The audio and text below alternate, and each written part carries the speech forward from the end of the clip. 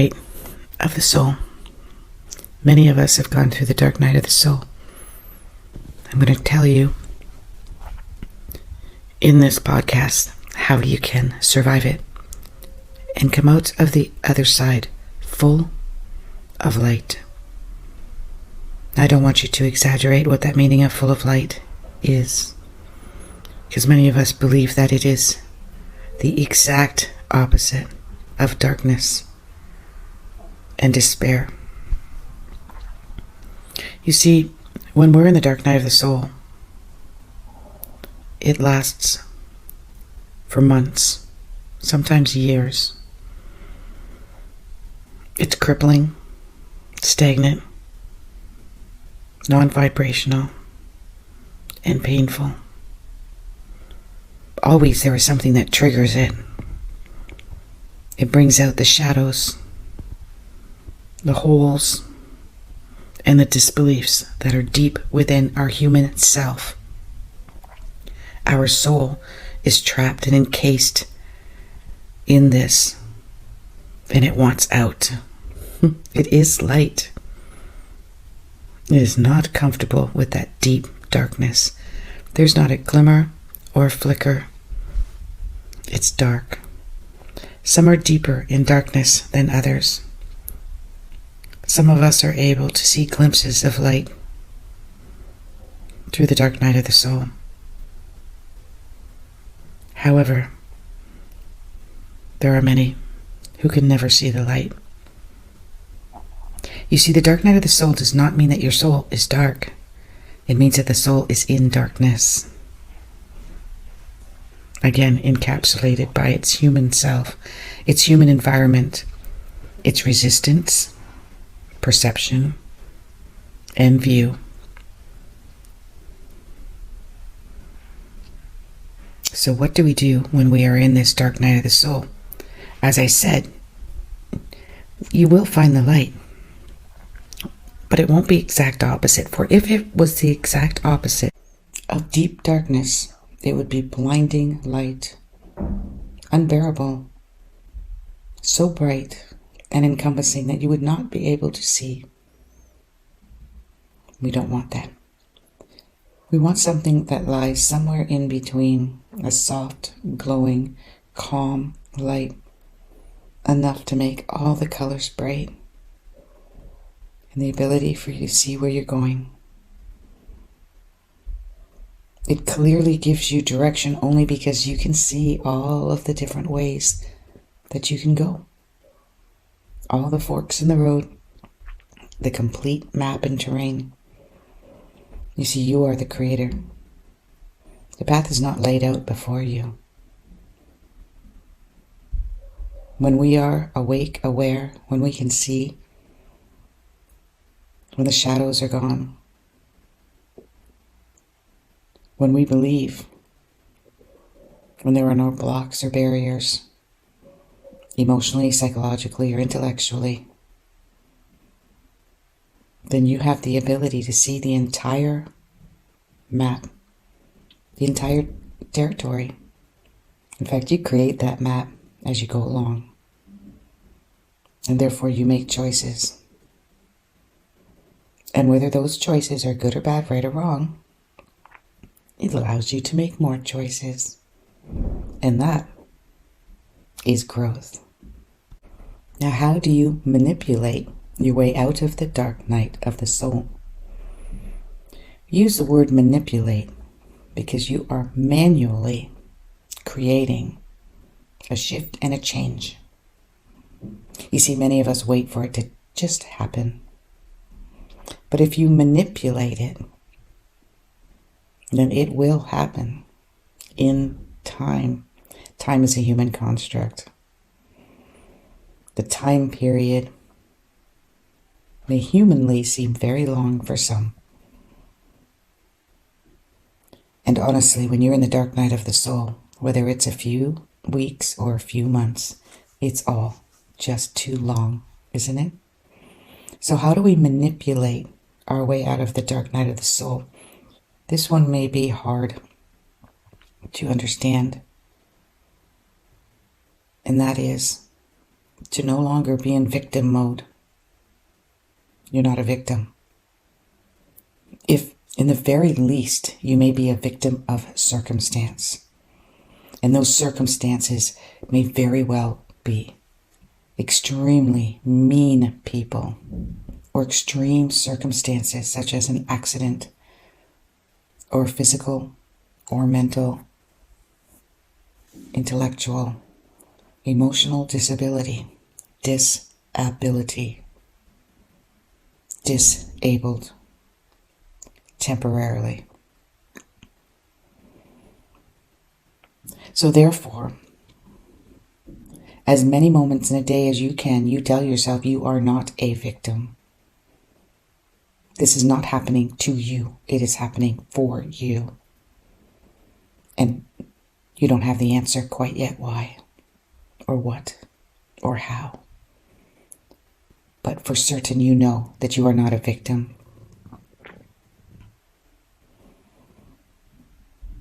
And that you are not disabled. Every day and every moment that you can, even if you have to write it down every night and every morning, meditate on it, speak it out loud, have it visually written around your home. Just keep reminding yourself. Now for myself, what I do is I listen to podcast after podcast after podcast. One of my favorites is The Law of One, or the explanation of The Law of One by Aaron Abke. I will put that down in the credits below.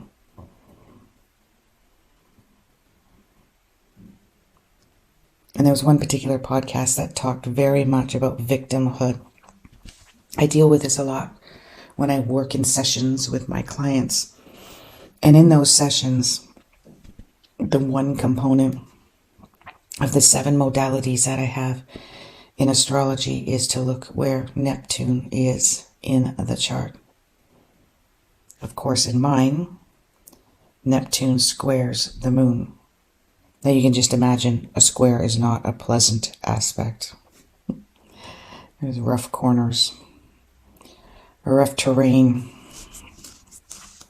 So Neptune is a wonderful, beautiful planet when you want to use its energy for music, art, creativity, the unimaginable, to manipulate, again, take control over creation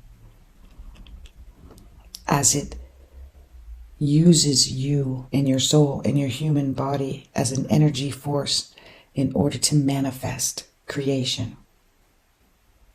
Neptune is our psychic ability, our dream state, daydreams and night dreams. It is where I find the healers, the believers, the magicians, the fairies. It's the etheric world, the energy field. That's what Neptune represents. Think of Neptune planets. I know this can be confusing for many. Neptune can also represent confusion when it's hard aspected. But imagine that you're looking at a woman and she's just wearing a normal pair of pants and a sweater. And then she walks into a room and comes out wearing a uniform. She's wearing the uniform of a police officer. Now when you look at her, you know much more about her. Not everything, but you know, she is a police officer. This is what her day must be and what she has accomplished. She represents the law, some type of a force, maybe safety, comfort, protection. And so each planet has its outfit that it represents. When I see Neptune difficult in a chart, I know there's abandonment. abandonment in childhood, and also that they have abandoned themselves. And whenever I see that, there is a victim mentality. I am a victim. In my case, I am victim to my emotions. In someone else, I am victim to love. In someone else, I am victim to actions of others. I am victim to my childhood. I am victim to my fear of authority. I am victim to my mind, imprisoned by every thought. Of course, people would say, well, it's there in the astrological chart, so how can it be any different? Well, you see, we have many, many strengths. If someone loses a leg or an arm or is born without a limb, they have a choice to use other parts, overuse other parts of their bodies to make up for it. You've seen people without arms, and they're painting and eating and cooking and dressing with their feet, with their toes, with their feet, as easily as we are with our arms. And that's the same thing with your personality. You can find the strengths. And most people have a deep, deep strength in somewhere else in their chart that can help support that very small part of you that at times can become very big in the dark night of the soul. And to help you get out of that darkness and learn the lesson that needs to be learned. And in most cases, what needs to be learned is letting go, dissolving, destroying limiting beliefs. As that person who has no limbs can have a limiting belief that there is nothing they can do about it. They will forever be in circumstances where they cannot do things that other people can do who do have their arms and their hands. Or they can find another way. And many do, right? So you are not victim. You are not a victim. You are light. Not extreme light. Just enough light to get around. And with every dark night of the soul comes a gift. A pot of gold at the end of the rainbow. I love it when I can show my clients this in session.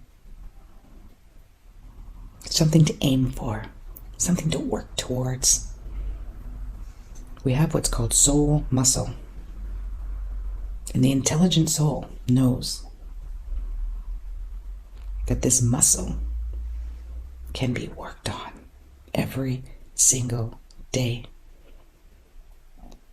For some people, they don't go to the gym where everybody can see them. Some people, it's in silence, behind the scenes, in privacy. And it takes time. Because lifting the weight of what the circumstances are around that abandonment can be very, very heavy. And may take several attempts for many people. Do not judge those. Because their perseverance, their dedication, off and on, in and out, over and over and over again, just going back and trying to lift that heavy weight, even though there's dark nights of the soul in between each attempt, is just as strong, if not stronger, than the ones who are able to lift it within a few moments, a few days. Do not judge yourself. Do not judge yourself. You are not victim. You are not a victim.